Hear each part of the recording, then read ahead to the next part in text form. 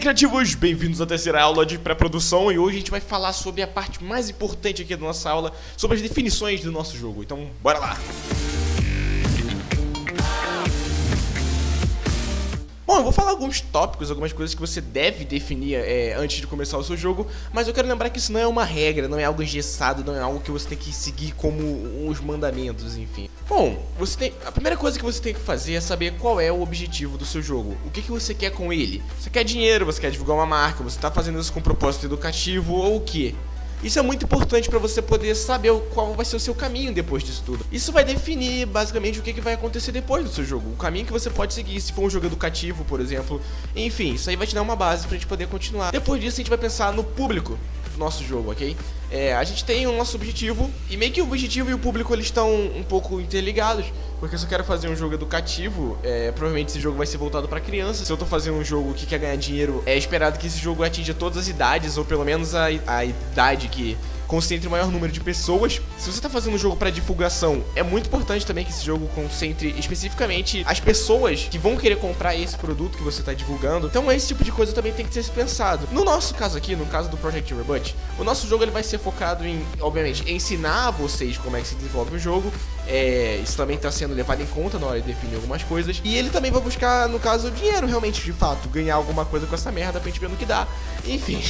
O nosso público é basicamente pessoas com mais de 12 anos ou nessa faixa de idade aí de 10 pra lá. Porque é um jogo de plataforma, a pessoa ela só precisa saber usar o teclado e pular. Então é uma parada muito simples. Como eu disse, é um jogo que você quer arrecadar, que a gente quer arrecadar alguma coisa, então é bom que atinja um grande número de pessoas. Depois a gente tem que pensar pra qual plataforma esse jogo vai ser. Onde é que eu quero divulgar esse jogo? No nosso caso aqui, que ele vai ser pra Android, pra web e pra PC talvez, ok? Eu queria também colocar pra dispositivos da Apple, mas eu não tenho acesso a nenhum Mac, então não posso publicar o jogo. Depois definido isso, você vai pensar no mercado. No nosso caso aqui, um jogo que tem o propósito de ser divertido, né, que tem o propósito de entreter as pessoas e arrecadar dinheiro.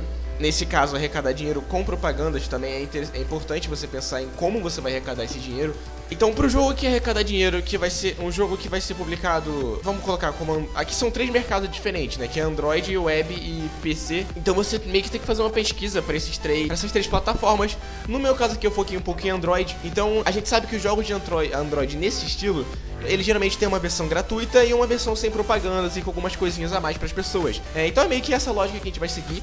A gente vai fazer um jogo grátis com propagandas, com alguns personagens bloqueados, caso eu vou falar um pouco melhor sobre isso. A gente vai fazer uma versão paga, onde não vai ter propaganda nenhuma e você vai ter um número de personagens maior. Você também tem que levar em conta o lugar onde você vai publicar esse jogo, certo? Porque se é para Android, Play Store, se é PC, Steam e Web, Game Jolt. Depois disso você tem que saber uma coisa muito importante também. Qual é o dinheiro que você tem para poder investir no seu jogo? Você tá fazendo o jogo é um investimento. Então, quanto é que você tem para poder investir? Você tem que saber quanto dinheiro você tem para você poder definir outros tópicos. Porque para pensar, a gente vai usar o Construct. O Construct, para você publicar para Android, você precisa de uma versão paga do Construct. Então, esse já é um dinheiro que entra. Depois, na hora de botar o jogo na loja lá da Google, na Play Store, você vai ter que pagar uma taxa de R$25, se eu não me engano, para você poder publicar o seu jogo. E depois, se você tiver uma equipe, como é que você vai pagar? Enfim, são coisas que você tem que saber. Quanto dinheiro você tem para poder investir. Depois de você definir essas coisas, a gente tem que definir o nosso jogo em si. Isso nós vamos agora para a parte do jogo.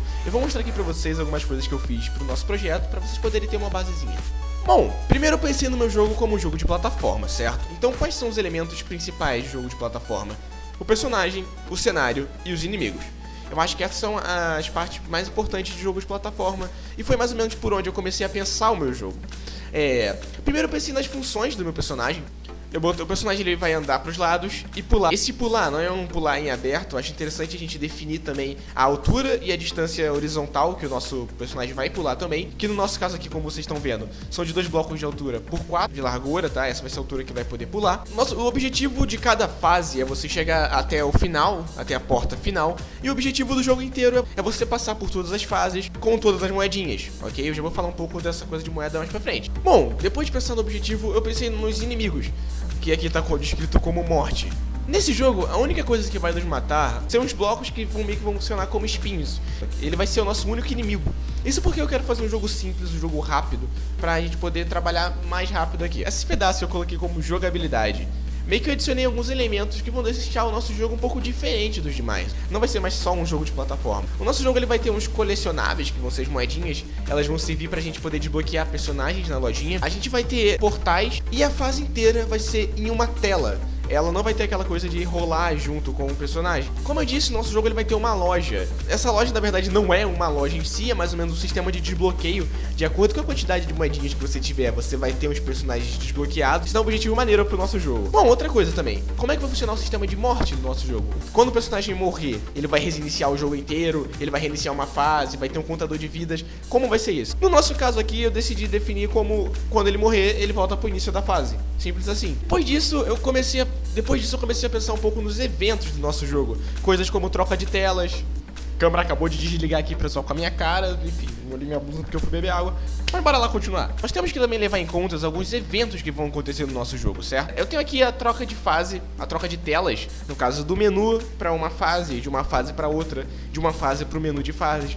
Eu também tenho que levar em conta a morte do personagem, como eu disse, o que vai acontecer quando o nosso personagem morrer. E eu também tenho que levar em conta o que vai acontecer quando eu passar de fase. De uma tela para outra vai ser normal, ou enfim. Uma coisa que é importante que eu acabei esquecendo de falar também. Defina todas as telas do seu jogo. O menu, as fases, os créditos, as configurações, se tiver uma tela dessa. O menu de fases, tudo isso você tem que definir e rabiscar para você ter uma ideia de mais ou menos como vai ficar mais ou menos a tela disso. No vídeo anterior eu mostrei isso com o primeiro projeto aí, Project Reboot. Aqui eu tenho algumas telas desenhadas, tá? Aqui é o menu, a tela de pause e tudo isso definido aqui, rabiscado de uma forma bem porca mesmo, só pra gente ter uma ideia. Depois disso vem os gráficos do nosso jogo. Isso aí eu disse que a gente também deveria ter definido. No caso, eu botei aqui só pra gente definir os gráficos mais a fundo. Vai ser um jogo 2D, vai ser um jogo simples, minimalista, onde ele vai funcionar principalmente pela diferenciação de cores. Você vai conseguir diferir o que te mata e o que é chão por cores. Sim, eu também pensei em colocar uma espécie de sombra em volta da tela, que dá um ar mais legal, já dá uma cara mais bonita do que um monte de quadrado solto.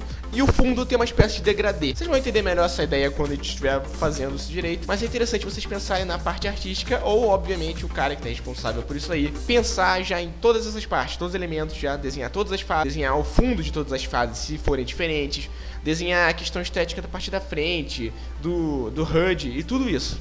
Depois o tamanho de tela. O tamanho de tela foi um probleminha, acho que foi a coisa mais complicada que eu tive que resolver. Não foi algo difícil, mas foi a mais complicada, entendeu, né? O que aconteceu? Eu deixei o tamanho de tela padrão do Construct, porque ele é um tamanho 16:9, que é meio que o widescreen, que é aquela tela onde todos os monitores hoje em dia usam, porque ela vai servir tanto para web, quanto para PC, quanto para celular. Então eu quis trabalhar com essa tela, só que por eu querer trabalhar com essa tela, eu tive um problema na hora de definir o tamanho dos blocos do cenário. Aqui eu fiz alguns cálculos para definir qual seria o tamanho de cada bloco, e eu decidi que o tamanho que 47,7 por 48 seria o ideal, mas aí você vai me perguntar por que 47,7? Bem simples, se fosse 48 por 48, teria uma sobra muito grande no canto, ficaria tipo mais de meio bloco aqui no canto faltando, e eu teria que preencher com outro meio bloco, tiraria um pouco a proporção do mapa, ficaria feio.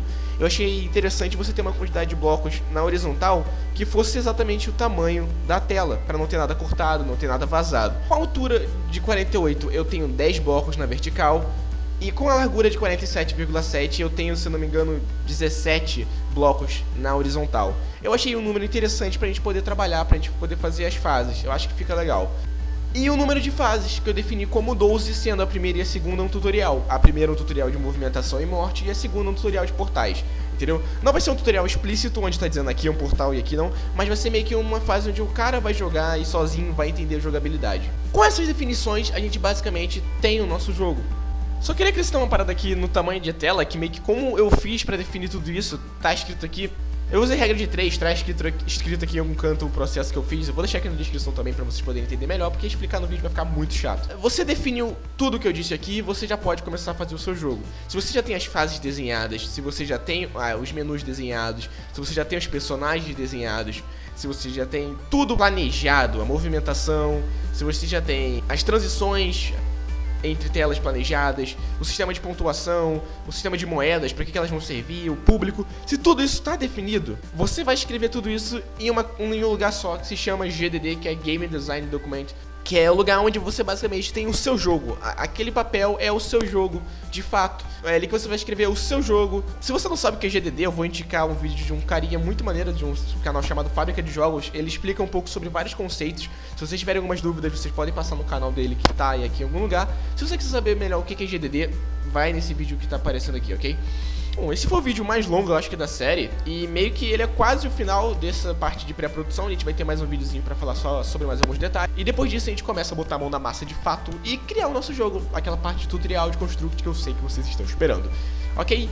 Depois de amanhã sair esse vídeo que eu falei, amanhã vai sair o último vídeo de pré-produção. Eu espero que vocês tenham gostado desse vídeo, passa no canal novo do tiozinho. Valeu, falou, beijos e um abraço.